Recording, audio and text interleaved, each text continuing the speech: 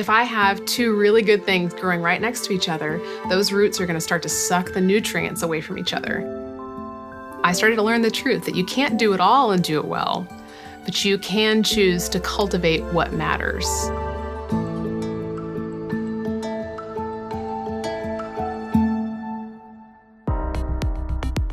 I'm Lara Casey-Isaacson. I have a rather untraditional path, and I don't have a degree in business. I have a degree in music theater, but somehow God led me all the way to where I am now, which is owning Cultivate What Matters, which is a multimedia online retail business where we sell goal planners for women and tools to help them uncover their goals, make an action plan, and do something about it. And I have to say that I am not necessarily the most equipped person for this. I have often struggled with leadership and feeling like I'm not the girl for the job. Like I don't have the skills to lead a team. I don't have the background or the knowledge to handle the budgets that we have now. Like, Lord, how did you get me from there to here? I fell in love with the world of wedding planning, and I just thought to myself in my own small little way, what if I could bring beauty into the world through making a wedding magazine? This idea of starting a small wedding magazine snowballed into Southern Weddings magazine. And this is where God's transformation of my life starts to intersect my journey in business. And it was right around the time of our 5th anniversary issue for Southern Weddings.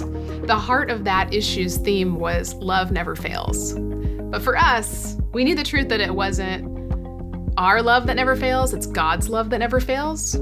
And when we started to lead with that, everything changed. And we thought, how can we get this message into people's hands and hearts more than just once a year with an annual print issue? And so we decided to create a print, just a gold foil print that you might see on your wall. And so we opened up a shop, we put out the print, and we realized there was some power to this. We started to add more things to this little tiny shop at the time. And before we knew it, we had an e-commerce platform. Our business shifted from being primarily about print to having a better ability to tell the stories of women who were on a transformational journey of having an idea and bringing it to reality to cultivate what matters, which was and is the heart of what we do, is helping women to cultivate, which is to prepare the soil for growth. We came to a point in our business where we really needed to get serious about structure and planning and forethought in the business in order to continue to scale at a very healthy level. And so I joined C12 and found exactly what I was looking for. I needed not only godly counsel sitting around that table, but I really needed some tried and true business practices. And that has been an incredible community for me. In our business, which was actually 2 businesses, Cultivate What Matters and Southern Weddings, I started to feel the tension there of how do you grow 2 very successful things at the same time with the same team? And that's where the prayer and the counsel around the table really started to be a pivotal part of my life. And I remember one specific conversation in my C12 group. They said, Lara, you're crazy.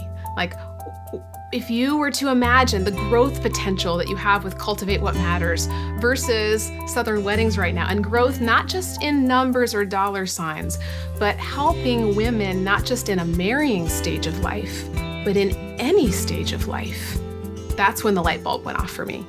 And so around the time of our 10-year anniversary, we said a hard, bittersweet no to Southern Weddings so that we could say a really big, emphatic yes to the growth potential we see and have seen and experienced with Cultivate What Matters. Cultivate's growth rates have been anywhere from 60, 80, sometimes 100% year over year. I look back on my story and I think, God, how in the world? Like, I'm not the girl for the job you think I am. You have equipped me every step of the way. Sometimes saying no to one thing means you're saying yes to something better.